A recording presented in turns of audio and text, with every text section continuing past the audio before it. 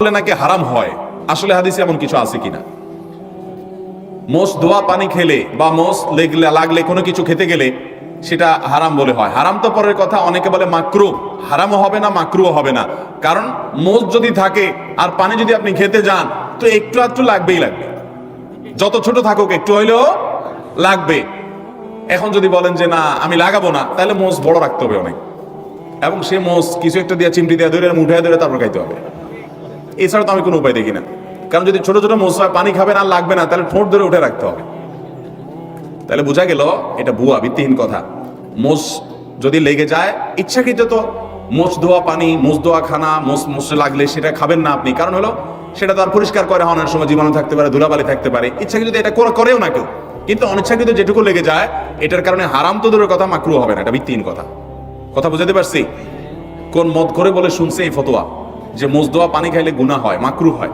এই জন্য সে মদ খাওয়ার সময় তার মোষ বড় ছিল, উঠায় ধরে মদ খাইতো। যে মদ খাওয়ার সময় যদি মাকরু হয়ে যায় তাহলে তো আল্লাহ নারাজ হয়ে যাবে। এই জন্য সে মোষ উঠায় নাকি মদ খাইতো। আল্লাহ জানে সত্য না মিথ্যা, ঘটনা শুনছি আমরা অনেক ছোটবেলা থেকে। তো যাই হোক, তো মোষ ধোয়া পানি খেলে বা কিছু খেতে গেলে, মোচে লেগে গেলে আসলে কোনো গুনাহ হবে না। বিভিন্ন এলাকায় অসুখ বিসুখ যাতে কম হয়, বার্ষিক সিন্নি, খোদাই সিন্নি, মহরমের সিন্নি নামে বিভিন্ন সিন্নি করা হয়। এগুলো করা কতটুকু বৈধ? অসুখ বিসুখ হলে আল্লাহর কাছে তওবা ইস্তেগফার করবেন, দোয়া পড়বেন এবং ডাক্তারের কাছে যাবেন। অসুখ বিসুখের জন্য দান সাদাকা করবেন। কিন্তু এই যে আপনার সিন্নি দেওয়া মানে হলো, ধরেন আপনার এই উপলক্ষে মিলাদের আয়োজন করলেন, নবী করিম সাল্লাল্লাহু আলাইহি সাল্লাম বা সাহাবা ইকরাম কেউ এরকম অসুখ বিসুখ হলে, বিপদ আপদ হলে এরকম কোনো কাজ করতেন বলে আমাদের জানা নাই। বিধায় খেয়াল রাখতে হবে যে এগুলা কোনো সুন্নাহসম্মত আমল না। এরপরে প্রশ্ন হলো, ভুল করে বা রাগের মাথায় যদি কসম করি, কিন্তু পরে দেখা গেল আমি যেটা কসম করেছি যে আমি এটা কখনোই করব না, কিন্তু সেই কাজটা আমি বাধ্য হয়ে করে ফেললাম, তাহলে এই ক্ষেত্রে আমার করণীয়? এই ক্ষেত্রে আপনার করণীয় হলো কাফারা দিবেন। কসমের কাফারা হলো হয় 10 জন মিসকিনকে খাদ্য দান করবেন, আর না হলে 3 দিন রোজা রাখবেন। বাস, তাহলে কসমের কি হয়ে যাবে? কাফারা হয়ে যাবে। এরপরে প্রশ্ন হলো, আমি অনেকবার তওবা করেছি, প্রত্যেকবারই ভঙ্গ হয়েছে, তাহলে কি আমি মুনাফিক হয়ে গেছি? না ভাই, তওবা হওয়ার পর তওবা ভেঙে যাওয়াটা অস্বাভাবিক নয়। আপনারা খুশি হবেন শুনে, আমাদের রব আল্লাহ রাব্বুল আলামিনের একটা গুণবাচক নাম হলো তাওয়াব। কি নাম ভাই? তাওয়াবের মানে জানেন? আল্লাহু আকবার। রিপিটেডলি, বারবার যিনি বান্দার তওবা কবুল করেন। এই জন্য ভাই, একবার গুনাহ হয়ে গেছে, আল্লাহর কাছে তওবা করেছেন, চেষ্টা করছেন যে আর যেন না হয়, কিন্তু আবার শয়তান কাত করে ফেলে দিয়েছে, আবারও তওবা করে ফেলবেন এবং দুর্বল হবেন না। এখানে ইবলিস আপনাকে বলবে, তুই এতবার একই কাজ করে তওবা করছিস আল্লাহর কাছে, আবার কোন মুখে তওবা করবি? থাক, বাদ দে।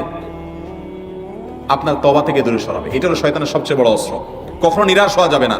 তওবা আগের বারের চাইতে পরের বারটা আরো স্ট্রং করবেন, যে ঠিক আছে আগের বারটা তওবা আমি দুর্বল ছিল, এটাকে আরো স্ট্রং করব, চেষ্টা করবো না ইনশাআল্লাহ। তাহলে তওবা বারবার করতে হবে, বারবার করতে হবে। ভেঙে গেলে আরো শক্ত হার্ডলি তওবা করতে হবে, নিজের প্রতি নিজে শাসন চালাতে হবে। এভাবে ইনশাআল্লাহ সামনে আগাইতে হবে। ভারতবর্ষের একজন কবি বলেছেন, আরে ये কুশ্তি তো হয় অমর ভর কি, কবি ও দবালে কবি তু দবালে। ইবলিসের সাথে তোমার এই লড়াই তো সারা জীবনের। কখনো ইবলিস তোমাকে কাত করে ফেলে দিবে, তোমার দ্বারা গুনাহ করায় ফেলবে, আবার কখনো চোখের পানি ফেলে কেঁদে কেটে আল্লাহর কাছে একান্তে। ভাইরা, কিছু নির্জন সময় কাটানো দরকার। আমাদের কোনো নির্জন সময় নাই। নির্জন সময় হলে ওই মোবাইলে আমরা ঢুকে পড়ি, মোবাইল টোবাইল বন্ধ করে ফেলে দিনে রাতে 24 ঘন্টার ভিতরে 5 ওয়াক্ত নামাজের পরে আগে যে কোনো সময় অন্তত 2-4-5টা মিনিট একটু চিন্তা ভাবনা করবেন, একটু নিজের হিসাব মিলাবেন, আল্লাহর সাথে কথা বলবেন। আজকে একটা গুনাহ হয়ে গেছে, আজকে একটা কাস্টমার মহিলা আসছে, তার সৌন্দর্য দেখে তাকে নিয়ে বাজে চিন্তা জল্পনা কল্পনা করেছি, নোংরামি করেছেন, গুনাহ কাজ করেছেন। কোনো কাস্টমার এসেছে, তার সাথে ফাঁকি ঝুঁকি দিয়েছেন, 2 নাম্বারই করেছেন, মিথ্যা কথা বলেছেন, কিনা দর এত আছে বলেছেন, আসলে এত আসে নাই। এই যে মিথ্যা বলেছেন কয়টা টাকার জন্য, এই টাকা দুনিয়াতে থেকে যাবে, মিথ্যাটা আপনার আমলনামা যুক্ত হয়ে আখিরাতে যাবে। এইসব কথা চিন্তা করে আল্লাহর কাছে চোখের পানি ফেলে একান্তে, আল্লাহ করে ফেলেছি আজকে শয়তানের পালায় পড়ে, আল্লাহ খেয়াল ছিল না, আপনি মাফ করে দেন। মালিক, আপনি মাফ না করলে কিয়ামতের ময়দানের শাস্তি হবে ভয়াবহ। দুনিয়াতে আপনি ছেড়ে দেন, আল্লাহ মাফ করে দেন। মাফ চায়া দুনিয়া থেকে ওইটাকে নিষ্পত্তি করেন, একটু চোখের পানি ফেলেন, সিজদায় পড়ে যান, 2 রাকাত সালাতুত তওবা নামাজ পড়ে আল্লাহর কাছে মাফ চান, এরপরের দিন আরো স্ট্রং করেন। এভাবে আপনি লড়াই চালাতে থাকবেন। আরে ये কুশ্তি তো হয় অমর ভর কি, কবি ও দবালে কবি তু দবালে। শয়তান গুনাহ কমা আপনার দ্বারা করায় আসে, জিতে যাবে, আর আপনি তওবা করে চোখের পানি ফেলে গুনাহ মাফ করিয়ে তারপরে আপনি শয়তানের উপরে জিতে যাবেন। তওবা করতে থাকবো তো ইনশাআল্লাহ। তওবা করতে কখনো ক্লান্ত হবেন, তওবা অব্যাহত রাখবেন, অনবরত রাখবেন। দুনিয়াতে কোনো ফেরেশতা মানুষ নাই, সবাই গুনাহ করে। এর মধ্যে সবচেয়ে উত্তম মানুষ হলো গুনাহ করার পর যে নিজের ভুল বুঝতে পেরে নিজেকে শাসন করে সংশোধন করে সে তওবা করে মাপ চায়। মনে রাখবেন, যে ব্যক্তি তওবার শর্ত আদায় করে তওবার শর্ত কি? তওবার শর্ত হলো যে কাজটা করেছি গুনার কাজ, এটার জন্য নিজেকে নিজে শাসন করলাম, কেন আমি এত নিকৃষ্ট কাজ করলাম, আল্লাহ আমার প্রতি কত ইহসান করেছেন, কত অনুগ্রহ করেছেন, আমার জীবনে কত বিপদ এসেছে আল্লাহ উদ্ধার করেছেন, তাহলে আমি কেন গুনার কাজটা করলাম। নিজেকে শাসন করা, ভবিষ্যতে না করার পরিকল্পনা করা, লজ্জিত হয়ে চোখের পানি ফেলে আল্লাহর কাছে মাপ চাওয়া, এই কাজটা যদি আপনি বারবার করেন, আপনি নিশ্চিত থাকতে পারেন আপনার তওবা দিন দিন আস্তে আস্তে স্ট্রং হবে এবং একটা সময় আপনি গুনাহ ছাড়তে পারবেন ইনশাআল্লাহ। এই জন্য তওবা কখনো ছাড়া যাবে, যতবারই তওবা ভাঙুক তওবা আরো স্ট্রং করে করতে হবে। আমি একজন যুবক, আমরা অনেক সময় মজার ছলে বা বিয়ের উদ্দেশ্যে না, বিশেষ উদ্দেশ্য ছাড়া ফেসবুক বা মেসেঞ্জারে 3 বার কবুল বলি, তাতে কি আল্লাহর দরবারে বিয়ে কবুল হয়ে যাবে? এতে কি কোনো গুনাহ আছে? পোলাপান বাদরামি করার জিনিস খুঁজে পাও না? অনেক পোলাপান এগুলো করে। এমনকি এই যে নাটক সিনেমাতে অনেক সময় অভিনয়ের অংশ হিসাবে এগুলো করে না অভিনেতারা, এদের মধ্যে কেউ যদি মুসলমান হয়, কার যদি আল্লাহর প্রতি বিশ্বাস না থাকে তার কথা ভিন্ন হয়, বেঈমান নিয়ে আমাদের আলাপ নাই। যে মুসলমান, যে আল্লাহর প্রতি ঈমান আছে, তার জানতে হবে নবী করিম সাল্লাল্লাহু আলাইহি সাল্লাম বলেছেন সালাতুন জিদ্দুহুন্না জিদ্দুন ওয়া হাজলুহুন্না জিদ্দুন, 3টা বিষয় সিরিয়াসলি করলে যা হবে, দুষ্টুমি রসিকতা অভিনয় মজা করে করলে তা হয়ে যাবে কাহিনী বড় খতরনাক, বড় জটিল।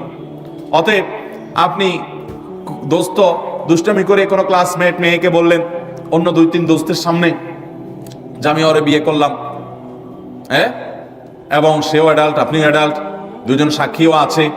আর বিশেষ করে নাটকে যেটা হয় যে অভিভাবক অনেক সময় থাকে, যদি সত্যিকার অভিভাবক থাকে, ওখানে তো সব বকওয়াস অভিভাবক।